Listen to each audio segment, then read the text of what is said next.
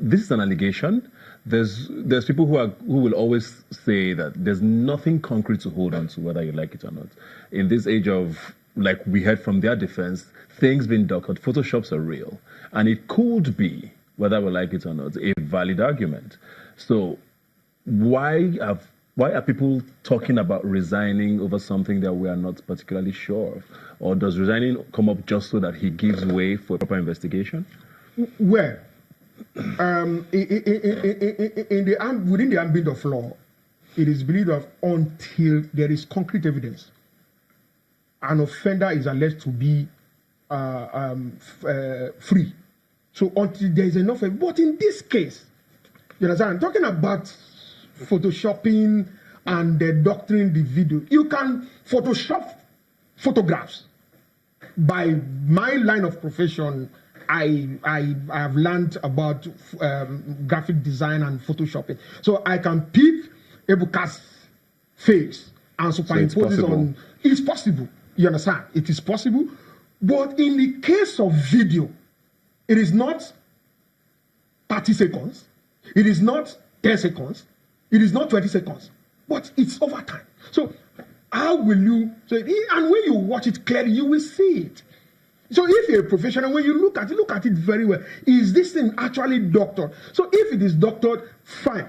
Why has the Kano State government, Governor Ganduje himself, not taking the said person to court?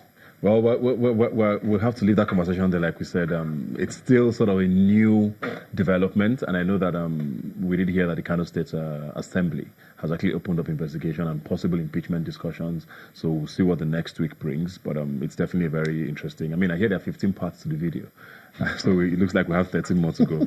Very fascinating stuff. But let's move on now to the governor you mentioned, which is Ayodele Fayose, who I think for the first time in a while, if not in history, we had a governor submit himself to the EFCC willingly, even though he had a very interesting T-shirt on at the EFCC office. How do you think that's going to play out? Because he insists that he's not guilty, and it was very interesting to see that he had PDP members go with him. I mean, it's an allegation, yes, but wasn't it interesting that for someone who had this allegation hanging over his head, he was almost celebrated to his arrest or to his sort of interrogation? All right, thank you. This is actually my stance. I'm actually disappointed that former governor of Ekiti State, the person of Ayodele Fayose, is actually staying in the EFCC custody more than 48 hours. And I'll tell you my reason. I can remember having read a tweet on EFCC's handle. Immediately, the ruling party in Ekiti lost the gubernatorial election. I read a tweet. That same day, EFCC tweeted that Ayodele, that his file dusted, as in dusted, no more immunity and all of that. So, well, obviously, I don't support corruption. I'm not a party to corruption. So I was like, oh, we shall see. Let's see how this play out. So from then, in fact, from what they said, that his file being dusted. So that means there had been underground investigation, even prior to the loss of that election, and all of that. So I was so disappointed. Immediately, Fayose, former governor of Ekiti State, Ayodele Fayose, submitted himself. What I expected EFCC would have achieved with that was that they would have, filed litigation against him, like the following day. Considering the fact that you even tweeted to that effect that his file has been dusted, it's been a while since the file was dusted till the time he handed over, let alone the fact that you've actually done some underground investigation.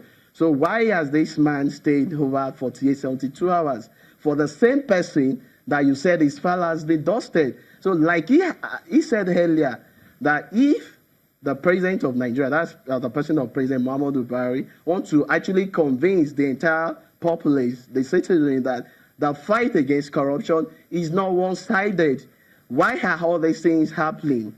Do you get? So for the fact that EFCC have investigated this man, they ought to have, filed a litigation. And I read even before coming here that someone who has been on the other camp, that's a major political party that now is on the ruling party side, that he just had his passport released to him and all of that. Does that mean it's a matter of once you're ready to shift camp, you become a saint? Very, please, very quickly before we wrap up. Yes. The thing is, I remember back then when I was in the university, a colleague of a fellow comrade then, who was the then president, wrote an article, said, going a saint, come out a sinner. Wow. Now, in this case, going as a sinner, come out a saint, in the case of what is on ground. Now, if, former Governor Ayodele Fayose is a dramatic person. Yes.